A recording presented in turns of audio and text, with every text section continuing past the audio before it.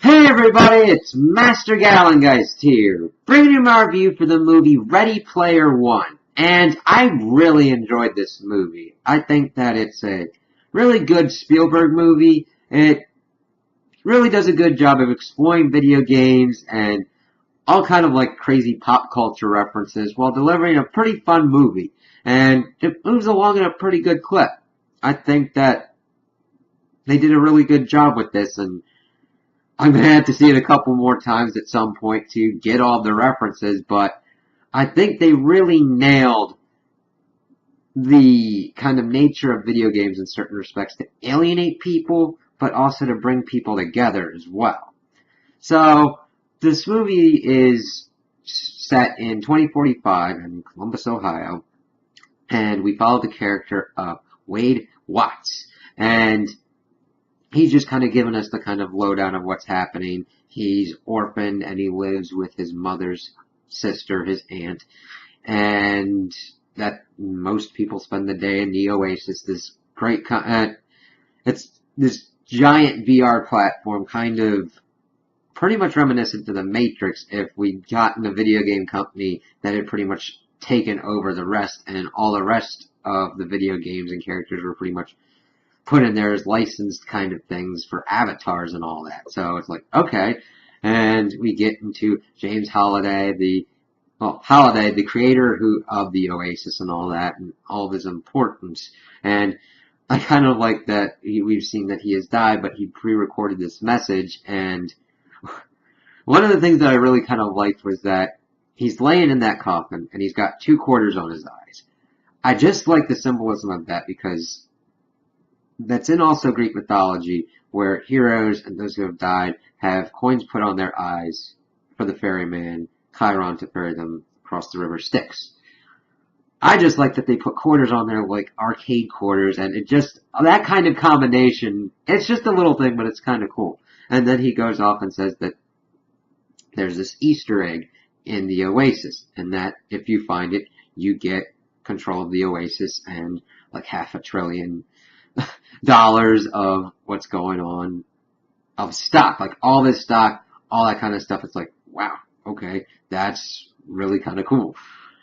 So everybody's like, okay, then how is this? And Wade, of course, is telling us that it's been a while, but someone unlocked the first challenge, and it's this race through this like crazy thing that's going on, and we see this is where we're introduced to like some of his friends, H, who's this kind of orc mech kind of person who's driving a monster truck, and of course Wade drives a DeLorean and all that. They meet up with Artemis, this really popular gamer that's doing Twitch streaming and all that, and she's riding a Kira bike. So they go through the race, and everybody's been trying it, but nobody's ever finished it. Wade gets really close to the end, but Kong's able to kind of like mess up his stuff and kind of like goes down beneath. Of course, Artemis is getting ready to try and jump off the ramp and get there, but Wade's like, no, she's going to zero out. And zeroing out in this means that you lose all of your coins, which also I think double as currency as well. It's never entirely explained, but I think it's kind of like a Bitcoin situation where if you play in the game, you get that money that you can transfer throughout, which if that happens, that will work amazingly. That would be really fucking cool. So he stops her, and Kong destroys her Kira bike. And she's like, oh, crap. And Wade offers to introduce her to one of his friends that can fix it up. And of course, they start geeking out about everything while H goes, it's taking 10 minutes to do it.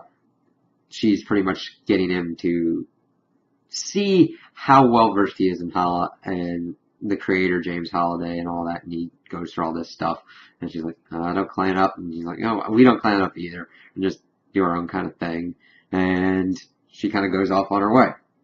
So, Wade then kind of goes and tries to get some more information. He's going through this centralized information bank within the Oasis, the like Halliday records, and he gets the curator to take him into like vital portions of Halliday's memories and everything they've recreated in here, and he gets the idea to run the race backwards. Okay, let's see how this works. And he's like, alright, let's do this, and he does it, and that's where it kind of goes through. I really like the structure of like 3 challenges and everything, and everybody trying to figure out clues to the puzzle. It's very reminiscent of other games, kind of like Destiny, where you see this thing and you're like, how do we get into it? It really brought that to the forefront, and I really liked how well done that was, because Wade gets through, he finishes it, he gets the key, he gets the clue for the next thing, and then of course he kind of helps out his other friends get it, and they're like, yeah, they get up to be like the top 5 on the leaderboards, and this sets off this company IO to try and kind of hunt down these people to either get them to win the challenge for them, or to take them out of the running for it. And that IO is headed by Nolan, and he's just an asshole. He's the typical corporate kind of dude. He just wants control of the Oasis, so that way they can pretty much put in microtransactions and such obnoxious advertising.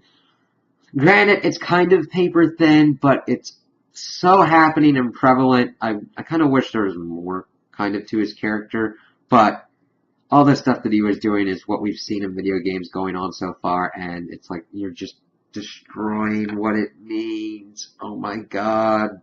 Because if he wanted to put like advertising on 80% of the viewable screen, I'm like, it's so real. Oh my god. That was nailed. Okay. So they're trying to figure out what's going on with the second challenge. And of course, Wade and Artemis are trying to figure out what it is, thinking that it's Holiday feeling regret on what was going on with this woman that he dated that eventually became the wife of his partner, Ogden Morrow. So they kind of test out a dance club because it's like a creator that hated their creation. It's like, well, he didn't take your dancing, maybe he hates dance club kind of stuff. So of course they do this kind of dance and stuff going there and had a kind of cool date thing. But it of course gets interrupted by IOI's like Sixers, because they've got a whole division of people referencing pop culture and people being thrown into the game to try and get these people. And of course they heard his name and all that. It's like, oh jeez. Because we also see a bounty hunter working with IOI kind of in the shadows, kind of gathering intel and everything. And we get this kind of cool shootout going on, but of course they're able to escape. Wade professes his love to Artemis, but she's like, you don't even know who I am, and you would probably misuse it if you want it and all that kind of stuff, and you're trying to use me or what, that kind of stuff, and kind of storms off. It's like, oh jeez. Well, not really kind of use her, but it's using each other for kind of information. H even brought this up when he was getting ready for the date. But of course, since they were able to get Wade's name and all that, they were able to figure out where he lived, because he'd used the money that he had won from the first challenge to buy this X1 suit. And he's like, oh god, they know about me. And well, that's the kind of trap that kind of falls into it. They're still trying to figure out what's going on and all that. Tries to get to his aunt's house and warn them, but of course she doesn't pick up, and her shitty boyfriend picks up instead, who's pissed off because he had taken the aunt's gloves, which are more responsive, leaving him Wade's shitty gloves, and he had lost all of his coin and everything, which would get them out of the stacks. He's like, don't call here again, right as he gets blown up, pretty much. So then, of course, Wade gets abducted by the Resistance and Artemis, and Artemis didn't really want to meet him in the real world, but we see her, and she's really self-conscious because of a birthmark that she's got. Of course, Wade telling her that she's beautiful and all that kind of stuff, and I liked how they brought into that effect of meeting people in real life from video games, because I've had that happen before where I'm meeting people for the first time that I've just had exclusively online, and it's really funny because I understand that kind of trepidation, but it's like, now, granted, I haven't professed my love or anything to anybody. It's just like, hey, I've played with you online and everything. And it's just really kind of a cool moment. And then seeing them kind of connect and everything was really cool. So, they're trying to figure out the rest of the next challenge. But, of course, while they're doing that, Iowa's got everything hunting, trying to look around for Wade because they'd seen that he had escaped. And the video of him is pretty funny because he's walking just shell-shocked, fucking blown out with dust and like soot and everything. It's like, yep, That's a pretty good reaction, because that's kind of how it would be. So, they then get back into the Oasis, and they're able to figure out the next part, and it deals with The Shining, interestingly enough, because they're trying to figure out all the stuff with the cure and all that. The name of the woman that eventually Ogden marries, and like, oh, okay, it's got to deal with The Shining, not just the dance club kind of thing. That's the movie he showed on the date. And before they did that, they were talking to the Wade and Artemis were talking to the creator and the curator, and they had made a bet. And of course, Wade was talking about how many times this woman's name was mentioned in his memory, in the memory banks, and it was only once. And the curator said, nah, there's got to be more than that. But of course it wasn't. He gave him this quarter. It's like, okay, that becomes important later on. So of course, they're at the curator, he gives them The Shining, and they go through, and this was a pretty interesting challenge because they were actually in the movie The Shining going on. And it was crazy because everybody kind of gets separated. They've got a time limit to try and find the key. They're all looking around. H gets freaked out because he doesn't like scary movies. Well, she doesn't like scary movies because we see later on that it's a she. And gets chased around by a zombie woman and all that kind of stuff, and is just freaked out, but had found the picture of the woman. And they get back there, and they see this dance hall with all these zombies dancing and all that, and she's dancing with one of them as well. Of course, she kind of gets into the challenge herself, jumping onto the zombies, and everything gets to her, and is able to get the next key. And it's like, oh, okay, there you go. So they get the next clue, but while that's going on, we see that Iowa has found the Resistance hideout because they had found the person that had abducted Wade. And they pretty much get to a point where Artemis gets captured and Wade gets sent out, and they're able to kind of like figure out a kind of thing that's going on, because Iowa, at a certain point when Wade hooks up with H and the rest of their kind of group clan, they've figured out what's going on, and the bounty hunter had given Nolan a level 99 shield spell. So they activate that, they're at the castle, and the last thing is to play this kind of like series of games on an Atari, but everybody gets smashed through the ice, and they're trying to figure out what's going on. So Wade and his friends are able to rally all the people of the Oasis, which is pretty cool, and attack, while Artemis, who had been taken into one of the loyalty centers, which is used for debt and everything, so that way she'd be a prisoner forever. She's on the inside and is the only one who can take out the shield spell.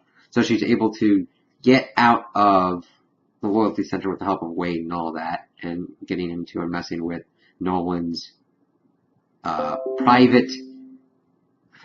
It's like a VR hamster sphere, because they tricked him and they were able to get his password and all that, and that was a pretty good scene. So she's able to turn it off, and we just see this giant kind of clash of the IOI people and all the people of the Oasis, and just a lot of crazy stuff going on there. You see Spartans, you see Tracers, you see all this kind of stuff, and of course Nolan decides to get into the fray and unleash a Mechagodzilla. Well, one of Wade's friends had one of these artifacts and unleashes a Gundam, and they start fighting like that, while H has decided to change her avatar to the Iron Giant, and it's just crazy insanity. I mean, Wade's driving his DeLorean, and at one point, H gives him Chucky doll. He throws it out there, and one dude's like, it's fucking Chucky! It was just a great, weird, out of nowhere kind of thing, and it was just great. So they're able to get inside. H is taken out by the bounty hunter dude, but one of the other group members is able to take out his arm, and he's like, oh crap, oh crap, oh crap. And they're able to get further inside. Artemis is still inside the IOI Corporation's headquarters, and Wade's like, listen, you'll forgive me for this, because she'd done the same thing to get him out of the Resistance hideout and kind of sacrificed herself. So he shoots her to get her out, and she's able to escape. Wade then uses the holy hand grenade that he had bought with the money from the first challenge, which I loved, and He's able to get there, but he sees the one dude kind of playing the game, but he still gets thrown through the ice. And I'm like, crap, adventure didn't work. But of course, Wade has figured it out that he has to do the Easter egg and adventure. That's the last challenge. Kind of just playing the game and just finding the kind of cool stuff. Before he can do that, Nolan comes in and has this catalyst, this thing that can wipe out everybody on the map. And we get this kind of cool fight going on, but of course, the bounty hunter's like, dude, don't do that. I got like 10 years worth of shit on me. I'm like, I understand that. Don't do that. But of course, Wade is unable to stop him, and he activates the catalyst. But, lucky for him, the quarter that the curator had given him was an extra life coin. So, he's good to go, and he goes through, he gets the Easter egg, and wins the challenge, and he's got all 3 of the keys. Now, granted, he does have trouble getting through the keys because he's in a van at this point getting chased down by Nolan and the rest of IOI. Nolan pretty much trying to kill him. And they're trying to get to the stacks to kind of get to safety. But of course, Wade is able to get in and meets the avatar representation of Holiday, and he says the last thing he has to do is sign these documents and everything. But Wade, of course, understands that this represents him having Ogden sign over the company. He's like, nope, I'm not signing it. He then gets teleported to the representation room of Holiday, and we see his younger self and his older self. It's like, yeah, watch out for that button completely shuts off the Oasis. And of course, we get some kind of gags on that because he's hooked up in a van that's getting hit by all this kind of stuff. He's like, oh, don't do that. Don't shut it off on your first day, man. But he gives him the Easter egg and just telling him about how games are kind of an escape, but also the real world has some decent food and everything, and that you kind of want a balance of that.